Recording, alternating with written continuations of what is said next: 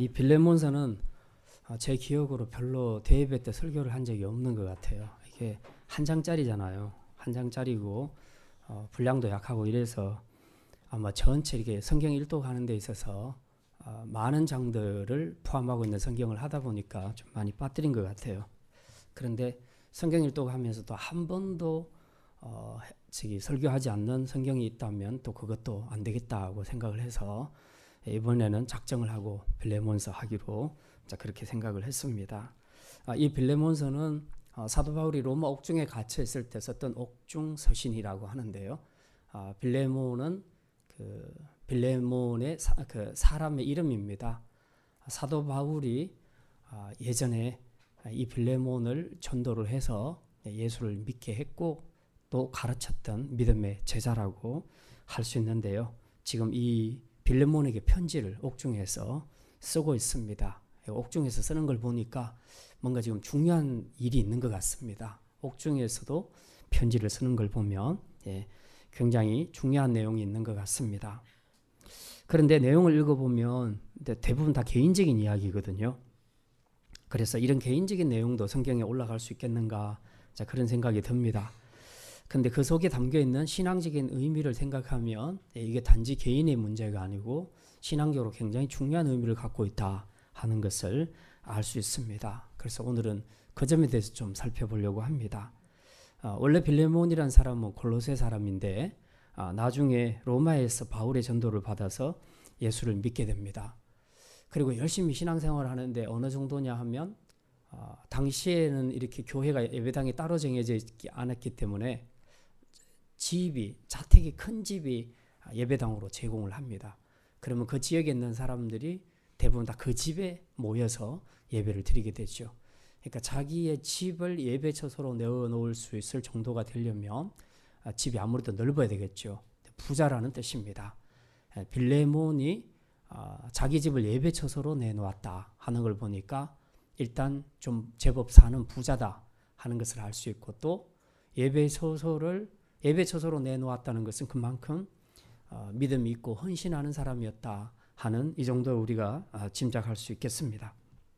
근데 사도 바울이 지금 이 빌레몬에게 자기가 전도한 빌레몬에게 편지를 쓰고 있는데 쓰고 있는 내용들을 이렇게 쭉 보게 되면요. 그 명령으로 말하는 것이 아니라 굉장히 간절하게 부탁하는 간청하는 문구를 많이 사용을 하고 있습니다. 나이로 보나 또 영적인 권위로 보나 또 직책으로 보나 사도 바울은 충분히 빌레몬에 대해서 명령조로 이렇게 해라 라고 말할 수 있음에도 불구하고 그렇게 하지 않고 오히려 정중하게 부탁을 하고 있습니다. 이제 무슨 사연인데 이렇게 했을까? 이제 이런 내용들을 우리가 오늘 좀 살펴볼 겁니다. 먼저 오늘 쭉 읽어보시면 별로 어려움 없이 이 편지의 내용이 무엇인가는 다 이해가 됐을 겁니다. 자, 간단히 정리해보면 그런 겁니다. 빌레몬아, 내가 지금 예전에 너의 종이었던 오네시모라는 사람을 내가 데리고 있다. 그런데 이 사람이 너한테 옛날에 잘못한 거 내가 다 알고 있다. 실제로 오네시모는 당시에 빌레몬의 종이었습니다. 노예였습니다. 이 노예 제도가 인정되던 시대였죠. 노예였는데 이 사람이 그 집에서 이제 물건을 훔쳐가지고 달아난 겁니다. 그리고는 나중에 이제 로마에서 그 사도 바울을 만나게 되죠. 그래서 사도 바울을 통해서 복음을 듣고 예수님을 믿고 영접하게 됩니다. 그리고는 신앙이 확 바뀌어서 하나님 나라를 위해서 굉장히 열심히 섬기는 신실한 종이 되었습니다. 자, 근데 문제는 뭐가 남아있냐 하면 예전의 과거의 잘못은 그대로 남아있단 말이죠. 그래서 이 문제를 풀어야 되는 그런 상황이 된 겁니다. 근데 지금 사도 바울의 입장에서는 자기가 옥에 갇혀 있으니까 자기 손발 노릇을 해야 될 사람이 하나 필요하죠. 근데 그 일을 지금까지 오네시모가 감당한 겁니다. 그래서 너무 유익했는데 이렇게 해서 이 힘으로 열심히 이제 편지도 쓰고 또 복음을 전하는 일도 했는데 이 오네시모를 정말 자기 곁에 계속 두고 싶었지만 생각을 해보니까 이 오네시모는 자기 종이 아니고 원래 빌레몬의 종이었다는 거죠. 그래서 이 사실을 알리고 빌레몬에게 일단 돌려보내기로 합니다. 돌려보내면서 마음속에 약간 걱정이 되는 것이 있습니다. 어쨌든 사회적으로 볼 때 그 당시에 법이 허용하는 것은 노예가 주인을 배신하거나 또 주인 집의 물건을 훔쳐가지고 달아나게 되면, 걸리게 되면 죽도록 맞든지 아니면 심지어 사형을 할 수 있는 권한까지도 주인에게 주어졌습니다. 그러니 지금 이 사람을 돌려보냈을 때에 무슨 일이 생길지 모르는 이제 그런 염려가 있었던 거죠. 물론 빌레몬은 그렇게까지는 하지 않을 것이다. 왜? 믿음이 좋으니까. 그래서 그렇게까지는 하지 않을 것이라는 생각은 했지만 그래도 염려가 되니까 이제 편지를 써서 보내게 됩니다. 이 편지를 통해서 물론 오네시모가 너에게 옛날에 잘못한 것은 내가 다 알고 있는데 지금은 예수 믿고 변화됐다. 그리고 하나님 나라에 귀하게 쓰임받는 일꾼으로 지금 나를 도와서 잘 섬기고 있다. 그러니 네가 내 얼굴을 봐서라도 나를 대하듯 이 사람을 대해줬으면 좋겠다. 그리고 이 문제를 잘 풀고 이제 나는 진짜 원하는 것은 이 오네시모가 다시 나한테 왔으면 좋겠다. 지금 내가 투옥된 마당에서 사역을 하는 데 있어서 이 사람이 없으면 나는 힘들다. 그러니 좀 돌려보내줬으면 좋겠다. 이제 오늘 편지의 내용은 다 이런 내용들입니다. 근데 이 편지를 읽다가 보면 거기에 나오는 빌레몬의 이야기, 또 사도 바울의 그 고백과 같은 부탁하는 말, 이런 것들을 통해서 빌레몬과 사도 바울의 인격과 또 믿음이 어떤 사람이었던가 하는 것을 우리가 충분히 짐작할 수 있는 내용들이 많이 나옵니다. 이들의 신앙은 한마디로 말하면 자신의 삶과 사역에서 오직 하나님만을 드러내는 그런 사역자였다 하는 것을 결론적으로 말씀을 드릴 수가 있습니다. 그래서 오늘 제목 말씀이 하나님을 나타내는 교회, 하나님을 나타내는 성도, 이렇게 제가 잡았는데요. 오늘 이 두 사람, 빌레몬과 사도 바울의 사역과 삶을 통해서 우리가 어떻게 하나님 앞에서 사역을 하고 또 믿음의 삶을 살아야 할지, 오늘 이 두 사람의 인생 인격을 한번 비교해 보면서 함께 말씀을 생각하려고 합니다. 먼저 빌레몬에 대해서, 빌레몬의 신앙에 대해서 잠깐 생각하도록 하겠습니다. 4절에 보게 되면요, 영적 스승인 사도 바울이 빌레몬을 놓고 하나님 앞에 기도할 때마다 자신이 느끼는 감정이 이랬다라고 표현을 합니다. 자, 그게 뭐냐 하면 4절부터 5절까지 우리 같이 한번 읽겠습니다. 내가 항상 내 하나님께 감사하고 기도할 때에 너를 말함은 주 예수와 및 모든 성도에 대한 내 사랑과 믿음이 있음을 들음이니. 사도 바울이 하나님 앞에 감사 기도를 올릴 때마다 꼭 빠지지 않고 감초처럼 들어갔던 사람이 누구였냐 하면 빌레몬이었다는 겁니다. 도대체 빌레몬에 대해서 뭘 알고 있길래 이렇게 하나님 앞에 감사하는가, 이제 들은 소문이 있었다는 거죠. 그 소문에 근거해 보면 빌레몬의 신앙은 이렇게 세 가지로 요약을 할 수 있습니다. 첫 번째는 빌레몬의 신앙은 신앙과 삶이 일치하는 믿음이었다는 거죠. 신앙과 삶, 즉 교회에서의 신앙과 일반적인 행동이 일치하는 믿음이었다는 겁니다. 방금 5절을 읽었는데요. 여기 보니까 주 예수와 및 모든 성도에 대한 내 사랑과 믿음이 있음을 들음이니. 빌레몬은 일단 주님 앞에서도 아주 충성스러운 믿음의 사람이었다. 주님에 대한 사랑, 주님에 대한 믿음, 이걸 확실하게 고백하고 가지고 있던 사람이었고, 동시에 여기 보니까 및 모든 성도, 자, 그러니까 다른 보이는 성도들과의 관계에서도 늘 사랑을 베풀고 믿음으로 대하는 그런 인격과 믿음이 함께 잘 갖추어진 성숙한 신앙이었다 하는 것을 우리가 알 수 있습니다. 일반적으로 교회 안에서 보면 두 부류의 안타까운 일꾼들이 있습니다. 한 부류는 하나님과의 관계는 굉장히 잘합니다. 잘하는 걸로 보입니다. 왜냐하면 본인이 믿음을 따라 경건의 생활을 하고 기도하고 또 어떤 것을 결정할 때에 항상 하나님의 뜻대로 하려는 의지가 확실하게 보입니다. 하나님과의 관계에서 잘 해가는 사람입니다. 근데 참 안타깝게도 하나님과의 관계는 잘하는데 다른 성도들과의 관계가 원만하지 못한 이제 그런 일꾼들이 있습니다. 반대로 대인관계, 교회 안에서 성도들과의 관계는 아주 좋은 사람들이 있습니다. 대부분 성격이 좋거나 타고난 성격이 좋거나 이런 대인관계를 잘하는 사람들은 사람들에게 대부분 호감을 사고 인정을 많이 받죠. 이제 그거 자체는 참 좋은 것인데 이제 문제는 그걸 갖추면서 신앙을 같이 갖춰야 되는데 신앙은 별로 없는 경우가 있습니다. 이제 이럴 때에 보통 때는 문제가 드러나지 않는데 교회가 함께 신앙적으로 어떤 것을 결단해야 될 때, 또 그가 리더로서 어떤 것을 선택해야 될 때는 신앙적으로 선택하지 못하는 경우들이 많습니다. 그리고 신앙적인 부분에서는 본을 보이지 못하는 그런 경우들이 있습니다. 둘 다 참 안타까운 일이죠. 예, 그래서 이렇게 신앙적으로 서 있지 못하는 리더는 사람들과의 관계는 좋아도 신앙적인 힘이 딸리기 때문에 결국 교회 일꾼으로 서는 데 있어서는 그만큼 어려움을 겪게 되는 것입니다. 그래서 신앙생활에서 가장 바람직한 것은 바로 하나님에 대한 관계와 사람에 대한 관계가 일치하는 사람이 되어야 된다는 겁니다. 하나님과 관계도 잘 해야 되고 사람과의 관계에서도 사랑과 믿음으로 잘해서 하나님과 사람에게 공히 인정받는 사람, 그 사람이 진짜 올바른 균형 있는 믿음의 사람이다. 그렇게 말할 수가 있습니다. 오늘 본문에 나오는 빌레몬은 이 두 개가 잘 되어 있는 사람이라는 거죠. 그러니까 5절에서 주 예수와 및 모든 성도에 대한 네 사랑과 믿음이 있음을 들었다. 하나님과의 관계, 수평적으로 성도들과의 관계, 둘 다가 잘 되고 있다는 소문이 벌써 난 겁니다. 그렇게 살면 사람들이 다 아니까 소문이 나게 돼 있죠. 그래서 이 소문을 들으니까 너무 기쁜 거죠.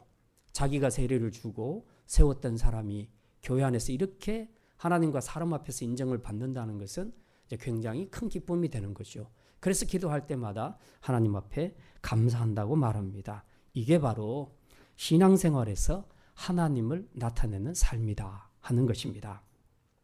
빌레몬의 두 번째 신앙은 성도들에게 유익을 끼치고 하나님께 영광을 돌리는 믿음이었다는 것입니다. 이제 6절에 보면 이렇게 기록을 하고 있습니다. 이 6절 말씀 우리 같이 읽겠습니다. 이로써 내 믿음의 교제가 우리 가운데 있는 선을 알게 하고 그리스도께 이르도록 역사하느니라. 여기서 말하는 믿음의 교제, 이 빌레몬이 가졌던 아름다운 믿음의 교제가 어떤 것인가? 이제 우리는 흔히 교제하면 성도들끼리 함께 만나서 같이 밥도 먹고 커피도 마시고 같이 나들이도 가고 이런 것들이 다 교제라고 생각합니다. 맞습니다. 자, 이런 교제도 필요합니다. 근데 거기서 그치면 안 되고 빌레몬이 가졌던 아름다운 믿음의 교제라는 것은 이제 그것은 기본이고 믿음의 성도들이 그리스도 안에서 함께 모여서 받은 은혜를 나누는 겁니다. 우리가 구역 모임 때 나누는 것처럼 인간적인 이야기만 하고 끝나는 것이 아니라 이제 이 말씀을 통해서 하나님이 나에게 무슨 은혜를 주셨는가, 내가 어떻게 새로운 결단을 하게 되었는가, 이런 은혜를 서로 나누는 것입니다. 그리고 뿐만 아니라 이제 실제적인 성도의 삶을 서로 돌아보면서 필요한 부분들을 함께 도와주고 나누는 것입니다. 실제적인 이런 교제가 함께 이루어지는 것, 이것이 올바른 믿음의 교제라고 말할 수 있는 것이죠. 자, 이렇게 할 때에 성도들은 여기 보니까 이 믿음의 교제가 우리 가운데 있는 선을 알게 했다. 즉, 이 믿음의 교제를 통해서 성도들이 누리는 축복이 뭔가를 알게 되는 것입니다. 아마 이제 우리 성도들 중에서도 제가 개인적인 고백을 들어보면 그렇게 고백하시는 분들이 있습니다. 어떤 집사님 또 누구하고 이렇게 성경 공부를 하거나 또 함께 교제하는 가운데 정말 신앙적으로 도전을 많이 받는다. 그럼 너무 은혜가 된다. 이제 그렇게 고백하시는 분들이 있습니다. 그것 때문에 본인도 도전을 받아서 더 믿음으로 성장해가는 이런 모습들을 보게 되지요. 이게 바로 이제 성도들에게 유익을 끼치는 것이고, 교제가 이 교제를 통해서 우리 안에 참 이런 선이 좋은 것이 있구나 하는 것을 알게 된다는 거죠. 자, 이것이 어디까지 나아가냐 하면 6절 끝에 보니까 그리스도께 이르도록 역사하느니라. 그래서 이제 이런 유익을 받은 성도들이 하나님의 교회를 섬길 때에 자신의 유익이 아닌, 자신의 영광이 아닌 하나님의 영광을 위하여서 그렇게 잘 섬긴다. 하나님을 기쁘시게 하는 데까지 이르는 헌신과 봉사를 감당한다. 지금 그렇게 말하고 있습니다. 이제 이 모든 것이 다 빌레몬의 아름다운 믿음의 교제를 통해서 일어난 일이다 하는 것을 보여줍니다. 우리가 신앙생활할 때 내가 다른 사람과 나누는 어떤 육신의 것, 영적인 것, 무엇이든지 관계없이 어떤 교제를 나누었는데 이 교제를 통해서 그 함께 동참한 성도들이 유익을 얻었다면, 신앙적으로 성장하게 됐다면, 그래서 그가 후에 하나님 나라를 섬기는 귀한 일꾼으로 성장하게 됐다면 이거는 엄청난 축복이라는 것입니다. 지금 이 빌레몬을 통해서 주위의 성도들이 이렇게 큰 변화가 일어났다 하는 것을 이야기하고 있습니다. 바로 이런 삶이 하나님을 나타내는 신앙이다 하는 것을 우리에게 보여주고 있습니다. 우리 샘물교회도 빌레몬처럼 아름다운 믿음의 교제를 통해서 다른 사람들에게 유익을 끼치고 나아가 그 성도들이 하나님의 영광을 위하여서 귀하게 헌신할 수 있도록 잘 인도하고 리더하는 그런 빌레몬과 같은 성숙한 성도들이 많이 나타나기를 주님의 이름으로 축원합니다. 빌레몬의 세 번째 신앙은 성도들에게 평안과 기쁨과 위로를 주는 믿음이라는 겁니다. 성도들에게 평안, 기쁨, 위로. 7절에 이렇게 말씀하고 있습니다. 7절 같이 읽겠습니다. 형제여, 성도들의 마음이 너로 말미암아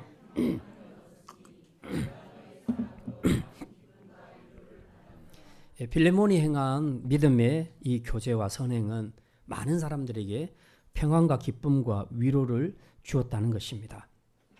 우리가 신앙생활을 하면서 우리 교회 안에서 누군가 때문에 내가 마음이 참 힘들었는데도 그 누군가와 함께 교제하는 가운데 내 마음이 평안해졌다. 또 내 마음이 기쁨이 회복됐다. 내 마음이 큰 위로를 받게 됐다. 그러면 그 교제는 성공한 거죠. 바로 이제 이런 것을 이야기합니다. 우리가 성도들에게 물론 이런 평안과 기쁨과 위로를 받는 것도 좋지만 또 내가 그걸 줄 수 있는 사람이라면 얼마나 좋겠습니까? 지금 빌레몬이 바로 그런 사람이었습니다. 사람들에게 빌레몬이 어떻게 평강을 줬을까? 빌레몬이 평강을 준 게 아니에요.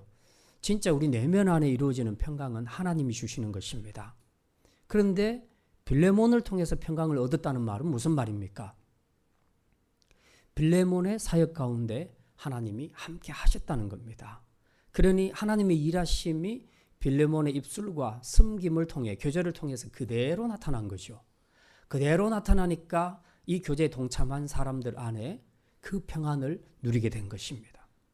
주님이 주시는 평안을 이제 이 빌레몬을 통해서 얻게 되었으니 빌레몬의 사역은 정말 하나님이 함께 하시는 사역이었다 하는 것을 입증하고 있다는 것을 우리가 알 수 있습니다. 어쨌든 나 한 사람으로 인해서 성도들과 다른 지체들에게 평안을 느끼게 해주고 또 기쁨과 위로를 줄 수 있다면 이게 진짜 하나님을 나타내는 사역이 아닌가 하는 것입니다. 우리가 한번 이런 빌레몬의 신앙을 한번 돌아보면서 나는 어떤가 이제 나한테 한번 적용해 보는 것도 굉장히 중요할 것 같습니다. 여러분은 여러분 한 사람으로 인해서 다른 사람에게 평안을 끼칩니까? 혹여라도 나 때문에 다른 사람에게 상처를 주거나 또 좋지 않은 갈등과 분열을 일으키는 그런데 우리가 혹시 일조하고 있지는 않는지 우리가 돌아봤으면 좋겠습니다. 누군가 어렵고 힘들 때에 그들에게 위로가 되고 있습니까? 아니면 전혀 있으나 마나한 그런 존재로 우리가 살아갑니까? 지체가 슬프고 힘든데 내가 그들에게 기쁨이 되는 그런 말과 또 그런 교제를 하고 있는지 아니면 그냥 더 힘든 사람 더 힘들게 만드는 그런 식으로 살아가고 있지는 않는지 우리가 이런 빌레몬의 신앙 앞에서 우리 자신들을 돌아보는 것도 굉장히 큰 유의라고 생각을 합니다. 그래서 이제 나 한 사람으로 인해서 평안이 깨지고 기쁨과 위로보다는 상처를 받게 하는 그런 성도가 아니라 빌레몬처럼 나로 인해 하나님의 평안이 우리 지체들에게 공동체 안에 넘치고 또 기쁨과 위로가 넘치도록 이 아름다운 교제를 이룰 수 있는 그런 성숙한 성도들이 다 되시기를 주님의 이름으로 축원합니다. 자, 이제 빌레몬의 신앙은 이렇게 세 가지를 봤고요. 자, 이제 사도 바울의 신앙에 대해서 잠깐 보겠습니다. 사도 바울의 신앙에서 우리가 배워야 할 것이 무엇이겠습니까? 첫째는 사도 바울의 신앙은 권위가 아니라 사랑과 질서를 따라 구하는 겸손한 믿음이었다는 것입니다. 권위가 아니고 사랑과 질서를 따라 구하는 겸손한 신앙이었다. 8절과 9절에 보면 이렇게 기록하고 있습니다. 우리 8절 9절 같이 읽겠습니다. 이러므로 내가 그리스도 안에서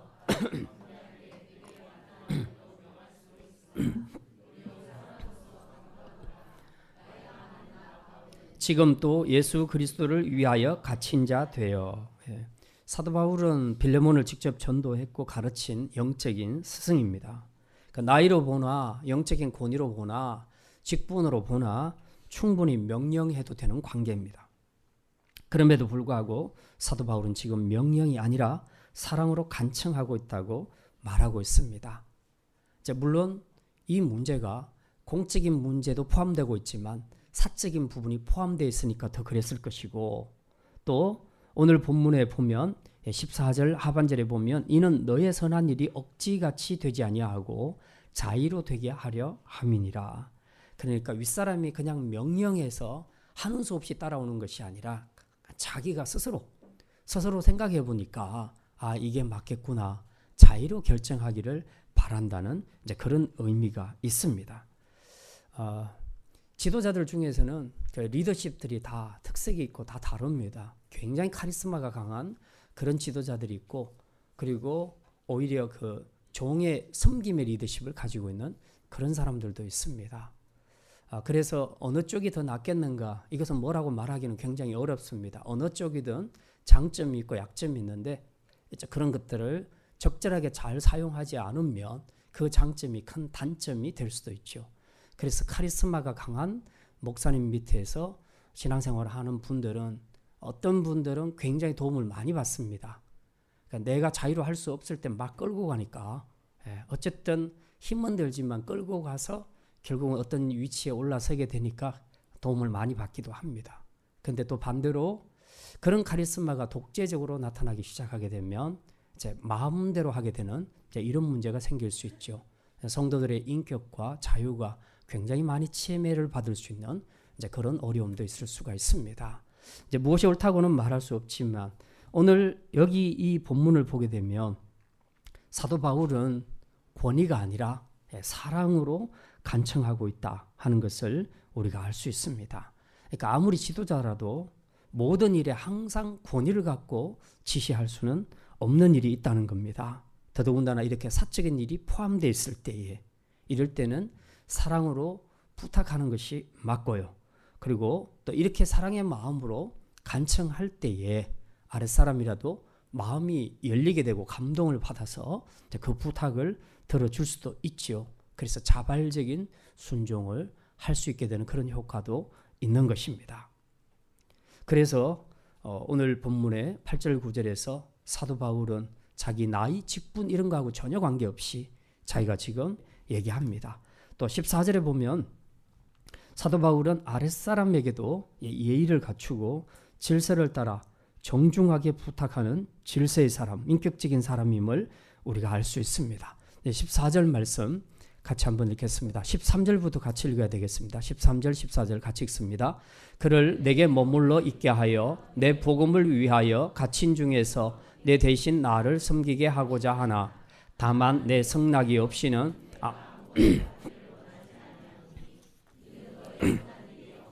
되지 아니하고 자유로 되게 하려 함이니라. 지금 사도 바울이 원하는 건 뭐냐 하면 이 오네시모를 계속 자기 옆에 두고 싶은 겁니다. 그래서 함께 동역을 해서 이 복음을 위해서 섬기고 싶은데, 근데 문제는 자기가 진짜 오리지널 주인이 아니죠. 사회법적으로 봤을 때는 빌레몬이 주인입니다. 그래서 원주인에게 돌려보내는 것이 맞다는 거죠. 그러니까 아랫사람이지만, 빌레몬도 아랫사람이고 오네시모도 자기 아랫사람이지만 자기 마음대로 하지 않았습니다. 사실 명령을 해도 빌레몬이 아마 순종을 했을 겁니다. 그런데 그는 그렇게 하지 않았습니다. 오히려 이제 돌려줍니다. 네 성낙이 없이는 내가 아무것도 하기를 원하지 아니한다. 그 이유가 네가 자의로 했으면 좋겠다. 내가 명령을 해서 마지못해 하는 것이 아니라 네 스스로 자발적으로 이 문제를 결정해 줬으면 좋겠다. 지금 그 이야기죠. 벌써 이 사도 바울의 리더십 가운데는 아랫사람이라고 해서 함부로 대하는 것이 아니었다는 것을 우리가 알 수 있습니다. 이제 종종 사회에서도 보면 이 권력의 자리에 있는 사람들, 그게 뭐 회사의 오너이건 아니면 뭐 정부나 또 국회의원이건 공공기관의 높은 자리에 있는 사람이건 간에 관계없이 보면 항상 이 갑의 위치에 있는 사람들이 을의 위치에 있는 사람들을 함부로 대하는 경향들이 있습니다. 그리고 자신의 권력을 공적인 일에만 사용하는 것이 아니라 사적으로도 사용한다는 거죠. 그래서 막 자기 집안 일까지 다 시키고 막 이제 이런, 그 다음에 또 인격적으로 모독하는 이런 일들이 우리가 뉴스를 통해서 이제 많이 보게 되죠. 예. 네, 그런 것들을 보게 되면 참 일반 서민으로서 또 아랫사람의 그 직원으로 있는 아랫사람의 입장으로서는 굉장히 분노하는 그런 경우들이 굉장히 많이 있습니다. 그런데 안타깝게도 이런 일이 종종 교회 안에서도 일어난다는 것입니다. 그래서 이 모든 권력이 집중되어 있는 교회, 카리스마가 강한 목사님 밑에서는 자칫하면 또 이런 부작용이 생길 수도 있다. 그래서 뭐든지 마음대로 하고 마음대로 결정하고 그리고 또 자기의 사적인 부분까지라도 자기 권력을 남용하고 오용하는 이제 이런 그 잘못된 부분들이 생겨날 수도 있다는 것입니다. 어쨌든 교회 안에 이런 일이 일어난다는 것은 부끄러운 일이고 이건 복음적으로도 맞지 않는 일입니다. 우리 각자는 목사는 목사대로, 장로는 장로대로, 집사는 집사대로, 교사는 교사대로 각자가 하나님 앞에 맡은 직분이 있는 것뿐이지 서열을 가지고 함부로 윗사람으로서 아랫사람들에게 그렇게 지시하고 명령하고 사생활까지 자기 마음대로 쥐락펴락하는 것은 이건 복음에 합당하지 못합니다. 다만 목회자들이 권위를 인정받아야 되는 것은 하나님의 말씀을 대언하기 때문에 그 말씀의 권위 때문에 그 권위 아래 순종하는 것은 있어야 하지만 사생활에게까지 사적인 부분, 개인적인 부분까지 함부로 권력을 남오용하는 것은 이거는 대단히 잘못되고 복음에도 맞지 않다 하는 것을 기억을 해야 합니다. 어쨌든 사람들에게 마음을 얻는 지도자는 이렇게 권력으로 협박하거나 질서를 무시하거나 아랫사람들에게 권력을 남용하거나 오용하는 그런 사람들이 아니라 아랫사람한테도 인격과 질서를 존중해주고 사랑으로 대하는 겸손한 사람들, 이런 사람들이 사람들의 마음을 얻는 지도자가 될 수 있다는 것입니다. 이게 바로 이제 대인관계에서 하나님의 사랑을 나타내고 또 하나님을 나타내는 삶이다 하는 것을 오늘 분명히 사도 바울을 통해서 보여주고 있습니다. 이제 우리가 부모로서 자녀들을 키울 때도 보면 종종 부모님들도 스타일들이 다 다르잖아요. 굉장히 온유하고 대화로 풀어가는 부모가 있는가 하면 권위로 누르는 그런 부모들이 있습니다. 근데 이제 어쨌든 부모고 어른이기 때문에 내 마음대로 할 수 있다는 생각들을, 이런 위험한 생각들을 부모들이 많이 가집니다. 그러다 보면 자기 자녀들에 대해서 의견을 무시하고 윽박지르는 진짜 그런 경우들이 있을 수가 있지요. 그래도 윗사람도 아랫사람에 대해서 지켜야 할 예의가 있습니다. 질서가 있습니다. 아랫사람만 윗사람에게 예의와 질서를 지켜야 되는 것이 아니라 윗사람도 아랫사람들에게 지켜야 할 예의와 질서가 있다는 것을 우리가 기억해야 합니다. 그래서 가정 안에서도 그렇고 교회 안에서 교사들이 아이들을 대할 때도 필요할 때 공적으로는 우리가 권위를 행사해야 되지만 그 외의 부분에 있어서는 우리가 사랑으로 그렇게 풀어가는 것이 더 맞다는 것입니다. 자, 이렇게 이제 우리가 사역을 할 때에 우리 안에서는 아주 작은 태도이지만 우리 안에서 사람들은 하나님을 보게 됩니다. 하나님의 사랑을 보게 된다는 거죠. 이렇게 겸손하고 사랑 어린 스승이 지금 바울이 이렇게 편지를 썼습니다. 이 편지를 받아든 빌레몬의 마음이 어떻겠습니까? 정말 감동을 받았겠지요. 마음이 열렸을 겁니다. 이게 바로 하나님을 나타내는 사역입니다. 성도에게, 지체들에게, 학생들에게, 아이들에게 보내는 편지 한 장 속에서도 하나님의 사랑과 하나님의 일하심과 하나님의 현존이 나타날 수 있도록 하는 바로 그런 사역, 그 사역이 진짜 중요한 사역이다 하는 것을 우리에게 분명히 보여주고 있습니다. 자, 이제 두 번째 사도 바울의 신앙은 그 약자의 영혼을 진심으로 사랑하는 믿음이었다는 것입니다. 약자의 영혼을 진심으로 사랑하는 믿음이었다. 10절에 보면 이렇게 기록을 하고 있습니다. 우리 10절에서부터 12절까지 우리 같이 읽겠습니다. 갇힌 중에서 낳은 아들 오네시모를 위하여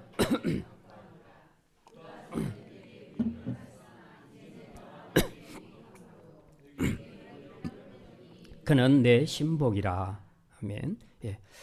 바울은 빌레몬에게 오네시모를 보내면서 살짝 염려를 하고 있습니다. 어쨌든 오네시모의 주인이 빌레몬이죠. 그러니까 그를 사형에 처하든지 죽도록 매를 때리든지 어떤 형태로든 처벌하는 권한은 합법적으로 빌레몬이 가지고 있습니다. 그리고 빌레몬은 어쩌면 과거에 그 종에게 노예에게 당한 일 때문에 굉장히 분노하고 또 그에 대한 미움을 가지고 있을지도 모릅니다.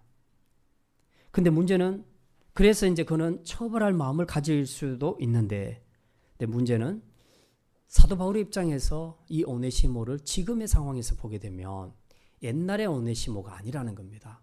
지금은 예수 믿고 변화된 삶을 살고 있다는 것이죠. 그리고 더더군다나 복음을 위해서 자신과 함께 열심히 지금 하나님 나라를 섬기고 있습니다. 더구나 지금 오네시모나 빌레몬이나 둘 다 사도 바울의 입장에서는 자신이 키운 제자들입니다. 그리고 한 믿음의 공동체 안에 있는 것이죠. 그러니까 종과 노예의 관계라 해도 이 두 사람은 교회 안으로 들어오는 순간에는 뭐가 됩니까? 한 지체가 되는 겁니다. 한 형제 자매가 되는 것이죠. 이게 참 아이러니하죠. 지금 우리는 자유민주 국가에서 살고 있으니까 이런 개념은 없습니다. 여러분이 교회에 들어온다고 해서 막 사회적인 그 종속 관계가 여기 그대로 유지되고 있지는 않잖아요. 근데 지금 로마 시대에는 그 당시에는 그랬다는 거죠. 교회 안에 주인과 노예가 같이 신앙생활을 하게 되면 그 오기 어떻게 해야 됩니까? 교회 와서도 막 부리겠습니까? 이게 참 애매한 일들이 있었던 거죠.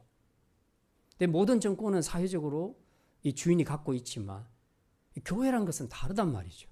이 교회 안에 들어오는 순간 신분, 고위 이 모든 것들을 다 막론하고 무조건 그리스도 안에서 다 동등한 지체라는 겁니다. 전부 존귀한 하나님의 자녀라는 거죠. 그래서 사도 바울은 지금 빌레몬에 대해서 이 부분을 좀 염려하고 있습니다. 그래서 물론 빌레몬이 그렇게까지는 않겠지만 혹시라도 분노를 가지고 있거나 미워하는 마음을 가지고 있으면 크게 처벌받을 수 있겠다. 그렇게 되면 오네시모도 상처를 받을 수 있겠지만 하나님 나라 사역에도 굉장히 큰 타격이 오게 될 것이다. 여러 가지를 많이 생각했을 때 어쨌든 이 문제는 풀어줘야 된다고 생각을 한 겁니다. 그래서 지금 오네시모를 위해서 굉장히 많은 구절을 할애해서 변호를 해주고 있습니다. 이제 그 내용들이 오늘 여기 상세하게 나와 있는데요. 먼저 보면 10절에 보면 이렇게 말하죠. 갇힌 중에서 낳은 아들 오네시모를 위하여 내게 간구하노라. 자기가 지금 갇혀 있다는 것을 막 강조하고 있습니다. 그 이야기는 무슨 얘기입니까? 자기가 비록 믿음의 문제로 옥에 갇히기는 했지만 자신의 이 옥 안에서도 그 생명을 낳는 복음을 전하는 일을 소중한 일을 했다는 거죠. 그렇게 해서 얻은 생명이 오네시모라는 겁니다. 그런데 이 오네시모를 네가 사회법에 근거해서 처벌을 하게 되면 내가 열심히 했던 이 모든 것이 숲으로 돌아가게 되지 않겠냐. 지금 이 사람이 하나님 나라를 위해서 열심히 잘 섬기고 있는데 그렇게 일할 수 있는 기회를 계속 줘야지 되지 않겠느냐 하는 그런 얘기죠. 그 다음에 11절에 보니까 그가 전에는 내게 무익하였으나 이제는 나와 네게 유익하다. 그렇게 말합니다. 무익하다는 것이 뭡니까? 전에는 오네시모가 주인을 배반하고 물건을 훔치고 도망간 거지요. 그러니까 전혀 무익하고 쓸모없는 종이었습니다. 근데 지금은 달라졌다. 예수 믿고 중생해서 완전히 새 사람이 되어서 하나님 나라를 위해서 열심히 섬기고 있는데 나도 일꾼, 빌레몬 너도 일꾼, 오네시모도 일꾼. 다 같은 일꾼이니까 우리는 동역자가 아니냐. 그러니 따지고 보면 하나님 나라 관점에서 너하고 나하고 관계처럼 오네시모도 굉장히 우리 사역에 큰 힘을 보태는 동역자다. 그러니 유익한 사람이다. 라고 그렇게 말하고 있습니다. 또 12절에 보면 한 수 더 뜹니다. 내게 그를 돌려보내노니 그는 내 신복이다. 그렇게 말합니다. 그는 내 신복이다. 신복이라는 단어는 뒷골목 세계에서 주로 많이 써서 어감이 좀 안 좋을 수가 있는데 전혀 그렇게 생각하시면 안 됩니다. 그는 내 신복이다 라는 말의 원뜻은 뭐냐 하면 그는 바로 내 마음이다. 내 심장이다. 사람의 신체기관 중에 무엇이 제일 중요하냐고 얘기했을 때 전문가들 의사들도 다 좀 다르겠지만 심장이 굉장히 중요합니다. 마지막에 사람이 죽었는가 안 죽었는가를 보려면 이 심장을 보면 알죠. 심장 박동이 이제 끝나게 되면 끝나는 겁니다. 내 심장이. 그는 내 신복이다. 그는 내 심장이다. 지금 너를 보낸 것은 내 심장을 떼서 너에게 보낸 것과 똑같다. 지금 사도 바울이 빌레몬에게 이렇게 표현하고 있습니다. 그만큼 오네시모가 지금 노년에 이른 또 특히 감옥에 있는 사도 바울에게는 굉장히 중요한 존재라는 거죠. 거의 자기 분신과 같은 이 정도로 지금 두 사람 사역이 하나가 되어 있다 하는 것을 지금 강조하고 있습니다. 아주 절실하고 간곡함이 묻어나는 그런 표현입니다. 자, 뿐만 아니라 18절에 보면요. 이렇게 말합니다. 18절 같이 읽겠습니다. 그가 만일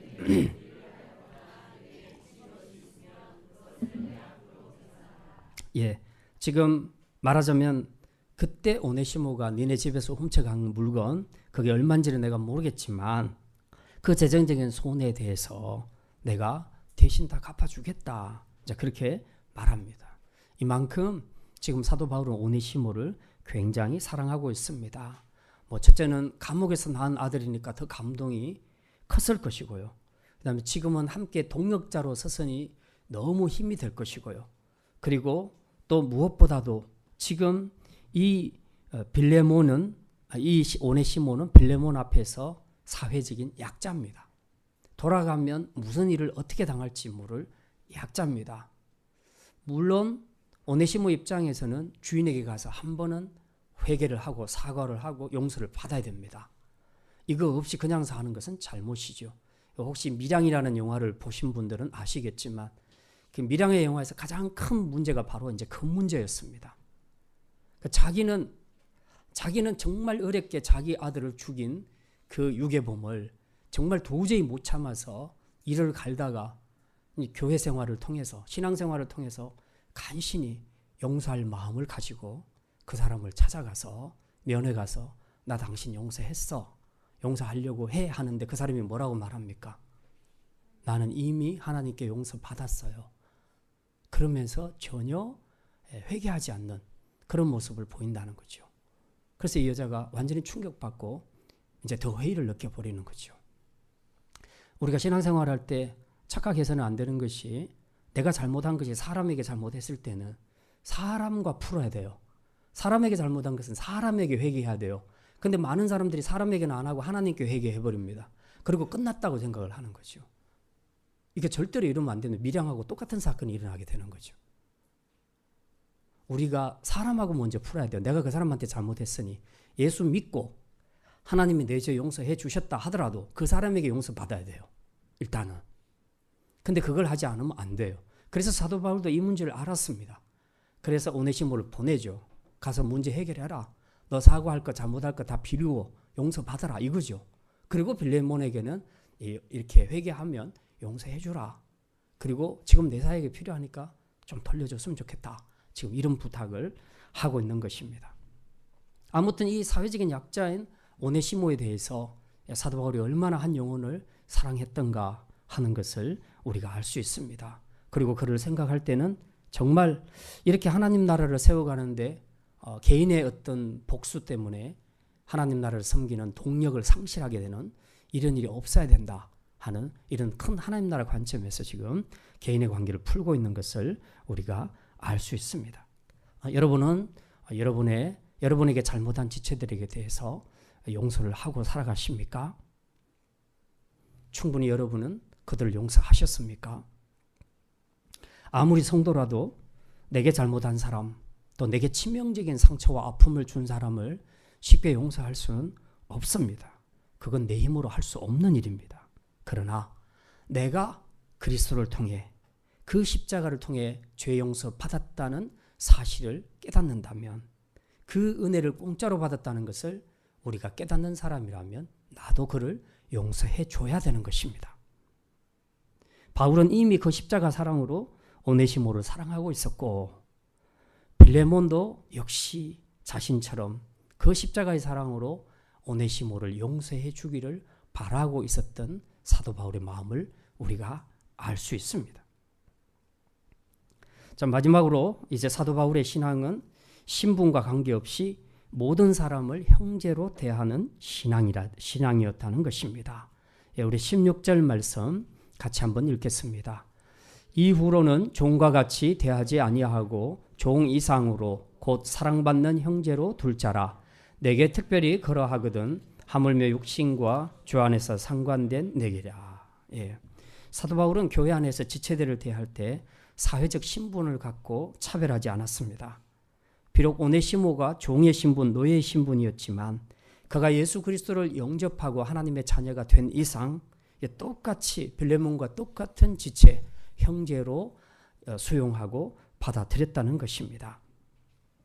이처럼 사도 바울은 성도를 생각할 때에 그리스도 안에서 해석을 했습니다. 사회적인 지위, 신분이 아니라 그리스도 안에서 우리는 한 형제다 하는 것을 확실하게 인식했고 그 태도로 섬겼던 것입니다. 이제 우리가 생각할 때 그 오늘 본문 15절에 보면요, 아마 그가 잠시 떠나게 된 것은 너로 하여금 그를 영원히 두게 하려 함이니, 무슨 말입니까? 오네시모가 잠시 빌레몬의 곁을 떠났죠. 물론 도둑질하고 나왔지만은 떠난 것을 결과적으로 보게 된다면 바울을 만나서 복음을 받고 변화되고 하나님 나라의 일꾼이 되었으니 장차 하나님 나라에 가서는 다 함께 볼 사이가 아니냐, 지금 그 이야기를 하고 있는 것입니다.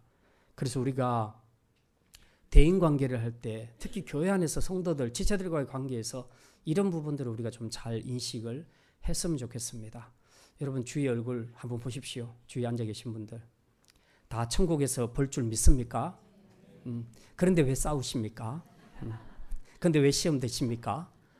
왜 상처를 주십니까? 그러니까 집에서도 그러죠. 시어머니하고 며느리하고 같은 교회 다니면서도 마음속에 정말 꼴보기 싫어. 그럼 어떻게 생각합니까? 저분이 천국 간다면 난 차라리 지옥을 가는 것이 낫겠어. 이게 우리 생각을 정말 바꿔야 됩니다. 우리 모두가 다 천국에서 다 보는 사이예요. 지금에 발견되고 있는 지체들의 그 허물에 대해서 여러분이 자꾸 거기에 관심을 갖고 거기에 마음 빼앗기기 시작하면요, 신앙생활 제대로 못합니다. 오늘 사도 바울이 보여주었던 것은 그겁니다. 정말 이 모든 사건을 해석할 때 우리는 마지막에는 천국에서 볼 사이다. 그러니 그거 생각한다면 지금 지체들에게 내가 어떻게 말하고 행동하는 것이 맞겠는가 하는 답이 나오지 않습니까? 근데 여기서 보고 끝날 사이면 관계없어요. 어떻게 하든지.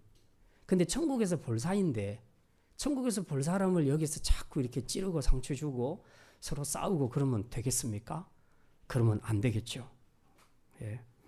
바로 이렇게 사도 바울이 권면하고 있습니다. 이게 바로 우리가 천국에 갈 것을 생각하고 형제들을 대하는 것, 이것이 바로 하나님을 나타내는 삶이다 하는 것을 알 수 있습니다.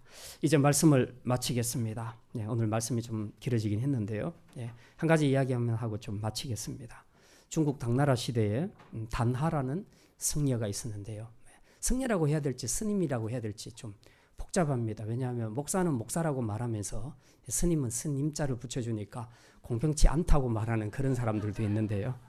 아무튼 제가 인격적으로 존중해서 단하라는 스님이 있었습니다.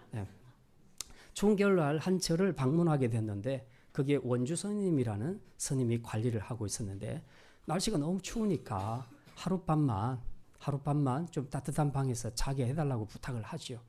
그렇게 부탁하는데 이 원주 스님이 아주 차갑습니다. 그렇게 해서 지금 스님한테 내줄 방이 없으니까 뭐 정 안 되면 법당에서라도 주무십시오. 법당에 들어가 보니까 뭐 아무것도 없잖아요. 공불 떼는 것도 없고 한 대 있으니까 너무 춥죠. 그래서 막 무릎에 바람이 들어오고 막 너무 추운 거예요. 그래서 이거 어떻게 하면 좋겠나 그러다가 이제 주위에 둘러보니까 장작 뗄 만한 것이 있어요. 그래서 이제 그걸 도끼 가져와 가지고 패가지고 이제 불을 지폈습니다. 그러니까 이제 따뜻한 게 좀 살만했어요. 이제 이렇게 좀 박대해 놓고는 원주선님은 이제 어떻게 됐는가 하고 지금 이제 살펴보러 온 겁니다. 보니까 불이 막 군불을 피워가지고 너무 따뜻하게 있거든요. 깜짝 놀랐어요. 여기 장작할 만한 것이 없는데 어떻게 된 일이지? 그래서 쫓아서 들어가 봤습니다. 들어가 봤더니 보니까 세상에 그 나무로 만든 부처를 장작으로 깨가지고 군불로 지폈다는 겁니다. 화가 난 이 원주 스님이 이제 이 다나 스님에게 얘기했죠. 당신이 스님이면서 어떻게 이 부처상을 이렇게 깰 수가 있냐고 그렇게 얘기하니까 나는 살이라도 좀 얻어보려고 그랬다. 그러니까 아니 무슨 나무로 만든 부처상에서 살이를 기대하냐고 그렇게 얘기하니까 그러면은 아무것도 아니네. 그냥 나무네. 그냥 나무니까 그 깨서 군불로 떼는 것이 무슨 관계가 있냐고 이제 그렇게 얘기를 했다는 겁니다. 지금 이 다나 스님이 이야기한 내용의 핵심은 무슨 얘기냐 하면 부처님이 그렇게 가르쳤냐는 겁니다. 부처님이 정말 이웃을 이렇게 야박하게 이 겨울에 따뜻한 방 자기는 그렇게 사면서 함께 자자는 얘기도 안 하고 추운 법당으로 쫓아내는 그런 생각을 가진 사람이 모시는 부처라면 그게 부처겠냐. 지금 그 이야기를 하는 겁니다. 그러니 그럴 정도의 부처라면 차라리 깨서 이렇게 군불로 떼서 따뜻하게 지내는 것이 낫다. 지금 그 이야기를 하는 겁니다. 오늘날 많은 교회들이 외적인 규모를 크게 확장하고 의석 수도, 좌석 수도 자랑하고 교인 수도 자랑하고 프로그램과 그리고 각종 모든 행사들을 많이 자랑하고 드러냅니다. 근데 실제로 믿음의 사람들이 보고 싶어 하는 것은 그게 아니고 그 속에 하나님을 보고 싶은 거죠. 하나님의 사랑을 보고 싶어 하는 겁니다. 그런데 하나님의 사랑은 보이지 않고 건물만 드러내고 프로그램만 드러내고 다 이런 외적인 것만 드러냅니다. 그러니 진짜 다나 스님 같은 사람이 도끼를 들고 교회 앞에 찾아와서 여기에 과연 예수가 나오는지 한번 보자 하고 찍어내리면 정말 무사할 수 있는 교회가 얼마나 될 수 있을지 좀 마음에 많은 착잡한 생각이 듭니다. 오늘 우리부터라도 다른 교회에 뭐라 할 것도 없고 우리 공동체 안에서부터라도 정말 누가 쫓아와서 도끼로 찍어내든 여기 예수가 있는지 없는지 한번 보자. 우리의 삶 속에서 우리의 언어 속에서 공동체 생활 속에서 정말 예수를 드러내는 그런 성도 그런 교회로 살아가는 그런 모든 성숙한 일꾼들이 다 되시기를 주님의 이름으로 축원합니다. 기도합니다. 하나님 사도 바울처럼 빌레몬처럼 우리의 삶과 섬김의 사역 속에서 내가 아닌 하나님의 사랑과 하나님의 현존을 드러내므로 하나님께 영광 돌리는 신실한 일꾼들 되게 하여 주시옵소서. 하나님을 드러내는 우리의 삶을 통해 더 많은 사람들을 주께로 인도하는 신실한 전도자들과 일꾼들이 되게 하여 주시옵소서. 감사드리며 우리 주 예수 그리스도의 이름으로 기도드립니다. 아멘.